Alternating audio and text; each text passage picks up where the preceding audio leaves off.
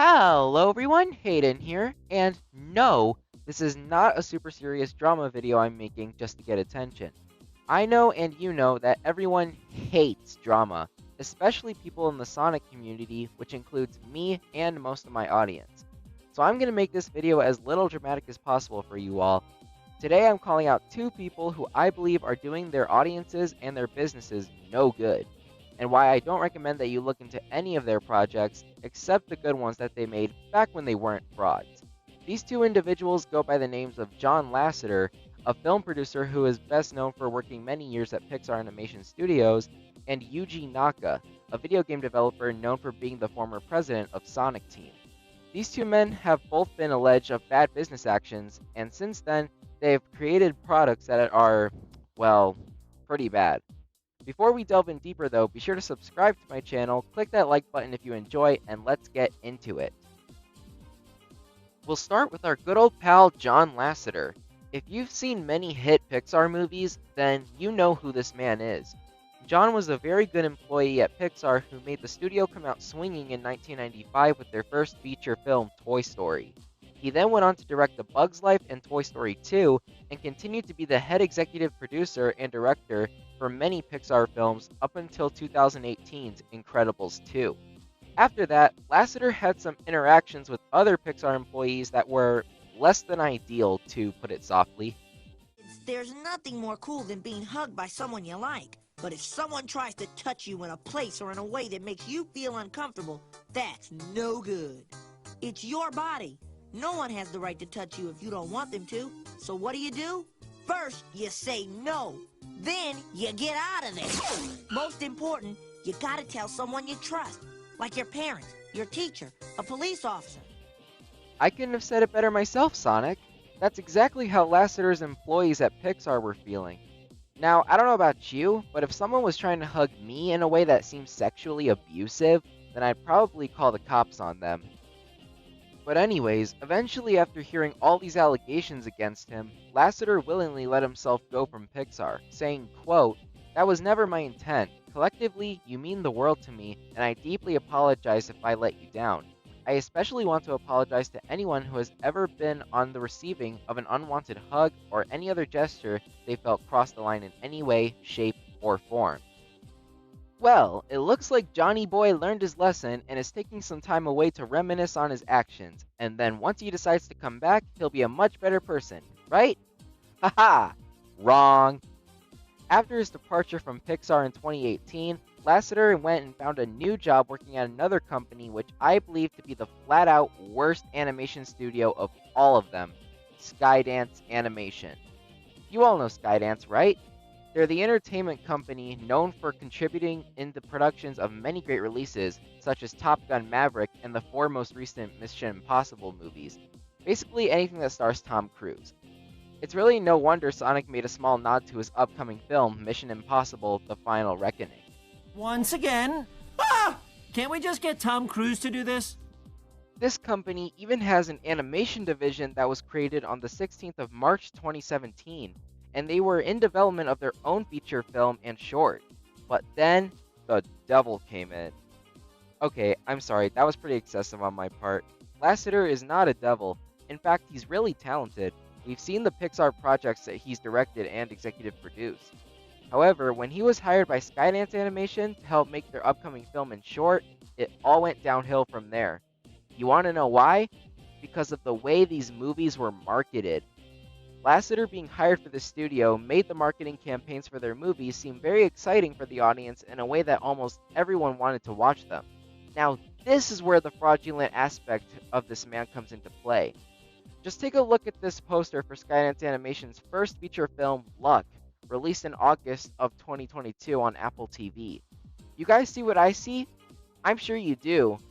From the creative visionary behind Toy Story and Cars.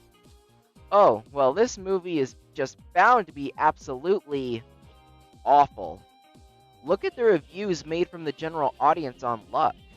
I'm surprised this got made, and even more surprised it's being promoted so much on Apple TV. It's like the kind of low-budget animation that would get parodied on YouTube with a multi-million-dollar budget. didn't even know Skydance had an animation division, and with how this turned out, they have a lot of work to do to keep up with Pixar, since clearly that's who they're trying to emulate here, even if the person who made Cars and Toy Story made this. The animation is very stiff, even for regular movements like talking or showing any kind of emotion. And just look what Filmhounds had to say about it. So underwhelming when it showed such promise.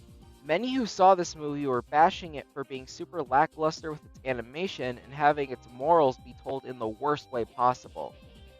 Lasseter's contribution as the film's executive producer is what made its marketing so appealing to fans, and then their hopes were shattered when they found out it was all a huge disappointment.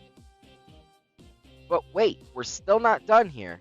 Apple TV saw the reception of Luck and saw that Skydance Animation was working on another project, and they both felt that it was, quote, not best fit for the Apple original film slate. So they broke their contract and signed a new deal with Netflix to continue making their project.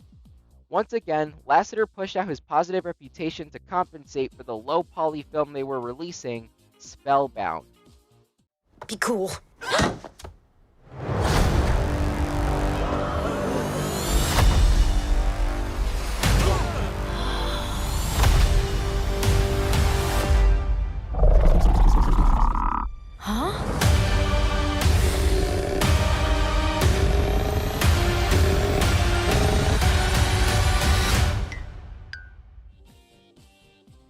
This movie was received even more poorly than Luck because Lasseter literally decided to try and copy-paste his past works into it.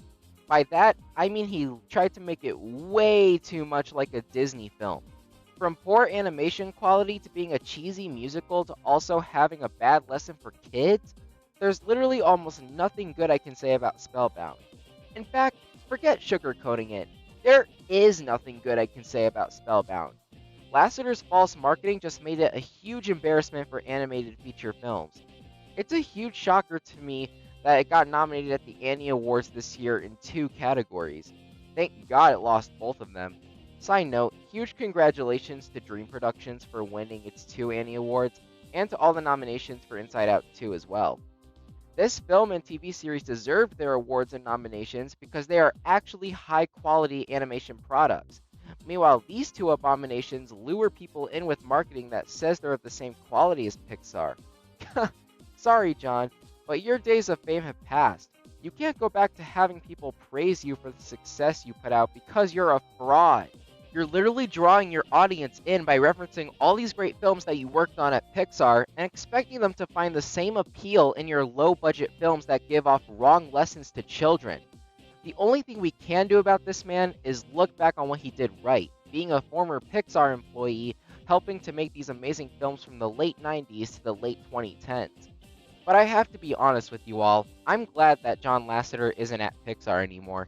If you take a look at all of Pixar's recent projects, some struggled, yes, but many like Elemental and Inside Out 2 were very well received. And with how much praise their new Disney Plus series Win or Lose is getting, I don't believe that Pixar needs this fraud back on their team ever. They will always be my favorite animation studio for infinity and beyond. I recommend that you stay the hell away from Skydance Animation and just stick to admiring what he did well with Pixar Animation Studios. Trust me, you won't want to fall for his media nowadays. It's bad. Alright, now that we've knocked John Lasseter out of the way, let's take a deeper look into one of the Sonic community's arch rivals, Yuji Naka. I really don't need to explain who this guy is, but I'm gonna do it anyway. Yuji Naka is best known for being the former president of Sonic Team. He worked as the head producer of many Sonic titles from Sonic Jam to Shadow the Hedgehog. As we all know, he produced 2 of the most successful releases in the franchise, Sonic Adventure and Sonic Adventure 2, the latter of which I'm currently in the middle of doing a Let's Play that you should totally check out. But after Sonic Rush released on the DS alongside Shadow for the PS2, Xbox, and GameCube, Naka made a move that changed the Sonic series for good: his resignation from Sonic Team. Naka wanted to start his own gaming company and announced that he was leaving Sonic Team, but he didn't even bother to help his team finish the production of what became one of the biggest failures in the Sonic brand. Sonic 06, I really don't need to say anything, so how about I show you instead? This part is the Cyclops is a mess, but it's a beautiful. It really is a beautiful mess. Genuinely a beautiful mess. That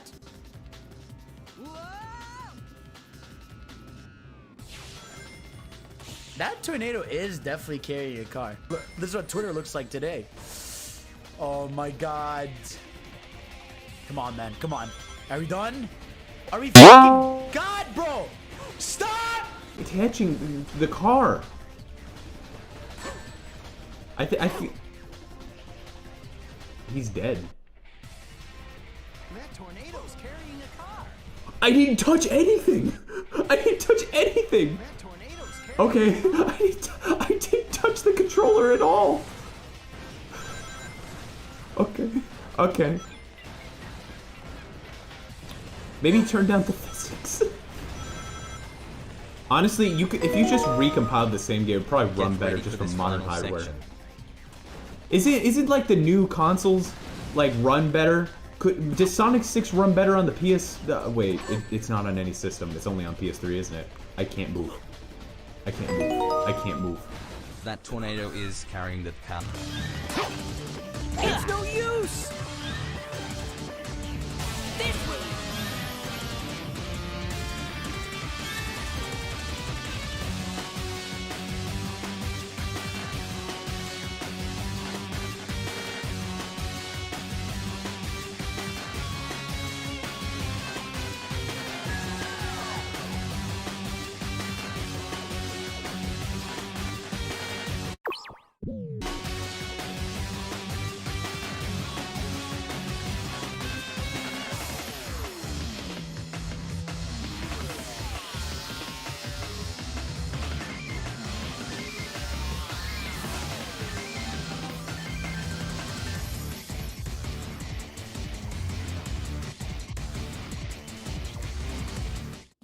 Naka nearly threw Sega and Sonic Team down the dumper when he left.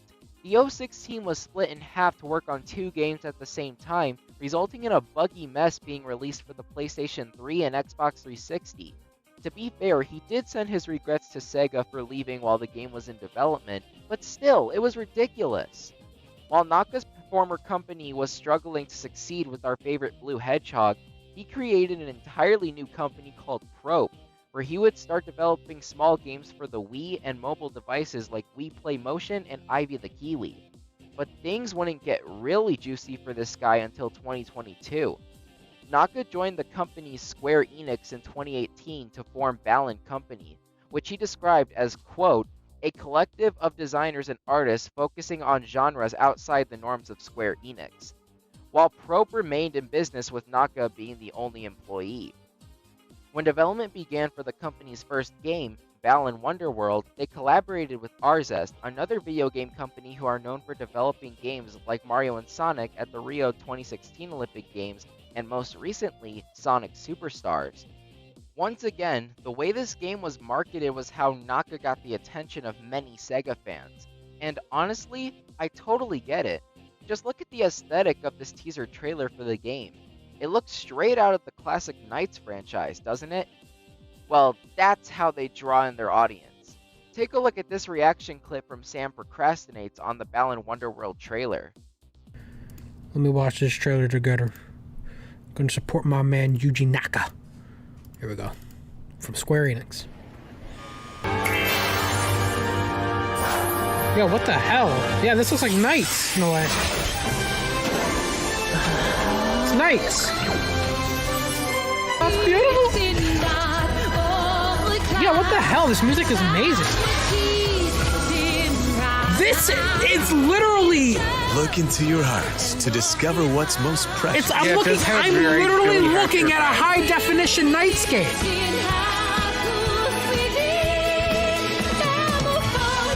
Yo, Sega, you are sleeping on these guys. On Wonderworld. Bro, I'm fucking playing this, chat. Then the demo for the game was released and everyone got a taste of what Naka was sending their way. Once again, Sam's reaction says it all. It looks like it, it sounds like it. It looks amazing. The trailers they had for this game really had me going, but all my excitement died when I played the demo. If you guys watched my live stream a couple days ago, you guys would know, some of the problems I had in my first impression. Okay.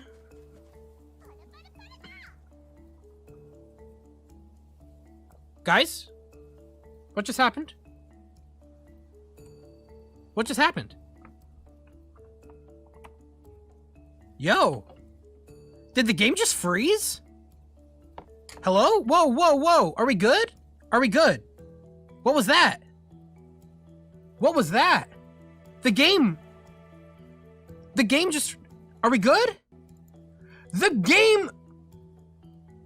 game just crashed! Toggle display, look at that. Not responding. It was Balin. It just crashed my entire goddamn... Bro! What's up? What? Yo! Chat! No. Don't tell me that.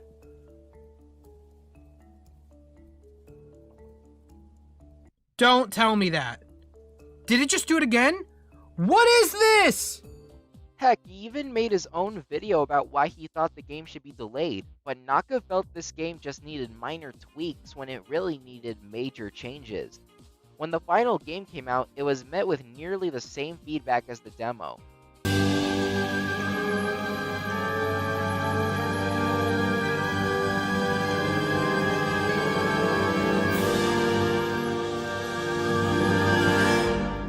Don't play Balin's Wonderworld. There's nothing here but misery. This game's not worth 60. Nights is $7.99. Subscription is broken. This game gave people seizures. I wasted my time with this game, so you should not do the same. Seriously, what was Yuji Naka thinking? He has many good concepts, but didn't quite do it right. Balin, Wonderworld, Balin, Wonderworld, Balin, Wonderworld. Should have been called Balin Wonderland because it's a better name.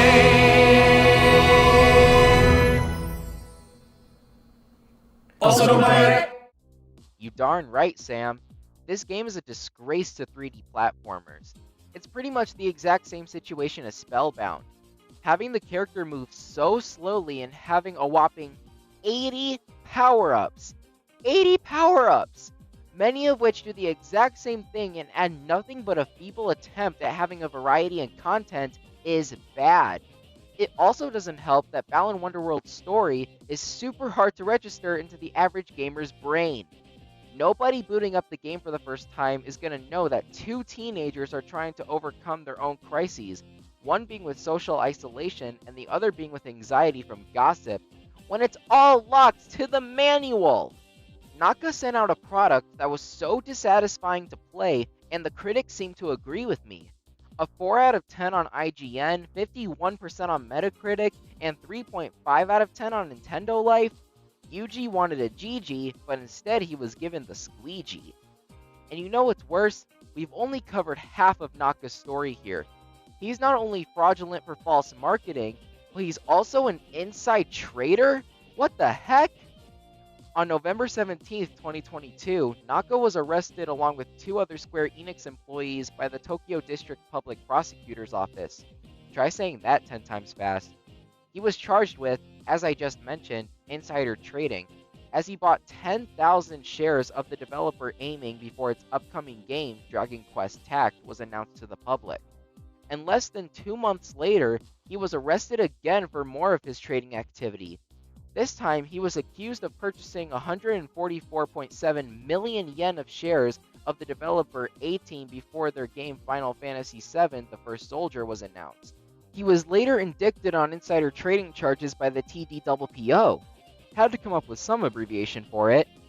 Naka admitted his guilt in March of 2023 and was given a 2.5-year sentence in prison that was suspended 4 years. He was then forced to forfeit 171 million yen and pay a fine of 2 million yen. After Naka was charged, he tried to give himself some power back when he accused Yu Miyake, the executive producer of Dragon's Quest, of lying during his trial. I'm sure he gained some of that anger when he found out that Miyake was credited as the executive officer on Balan Wonderworld. It feels nice to know that this fraudulent trading criminal is no longer involved with the Sonic series, and Arza seems to do way better without him too. Just look at these night and day reviews. Balan Wonderworld versus Sonic Superstars. I mean, do I really need to tell you anything else about this guy and why he's been a bad influence for the gaming community ever since he left Sega? I don't think so. Anyway, this feels like a good point to get into the conclusion here. As you can probably tell from this video, John Lasseter and Yuji Naka are nothing short of frauds, manipulating their audiences with false marketing, all to make their minuscule profits on their flopped products, is bad for their businesses who might have done better if they didn't intervene. They've also rubbed extra salt in their wounds by engaging in very suspicious corporate activity, secretly trading with other companies before game announcements, and touching fellow employees in ways that make them feel uncomfortable. That's no good. Yes, Sonic, that's no good for the integrity of the entertainment industry. In the end, me and a lot of other people are very happy that we won't be seeing the likes of these two frauds around two of our favorite forms of entertainment ever in the future. Moral of this story, stay the hell away from projects that Naka and Lasseter are making nowadays, because if you go into anything that'll get your hopes high, you'll get nothing but disappointment. Instead, the one thing we can do about these two men is simply look back on what they did right. Stick to past Yuji Naka's masterpieces like Sonic 1, the Sonic Adventure titles, and yes, even Shadow 05. And why watch John Lasseter's modern scams when you have Pixar masterpieces that were made by the past version of him, such as Toy Story, Inside Out, and Coco? We can only look back on when these frauds were not frauds, but other than that, stay the hell away from them nowadays. Now Pixar has the best Pixar legend in my opinion, Pete Docter, as the executive chief of the company, and Takashi Iizuka has been rocking it as the head of Sonic Team. So thank you to these two studios for kicking these frauds out and making the entertainment industry better without them. Like I mentioned at the beginning of this video, I'm not making this as a huge drama video to gather attention from people. Being a Sonic tuber, I know how drama is handled in the community. I just felt I needed to get this off my chest, because I don't want anyone feeling disappointed with something that they were highly anticipating, and I had to call these men out for being the cause of that. I leave the huge drama videos to other channels like The Sonic Show, but this video is just to make sure everyone who loves animation and video games, specifically Sonic games, knows what's been going on and sticks to the high quality products that Disney and Sega have been putting out with their child companies. Feel free to let me know your perspective of these two men in the comments below. Once again, click that like button if you enjoyed this video, subscribe for more of my fun content, and that's all I have for now. Until next time everyone, may the force be with you.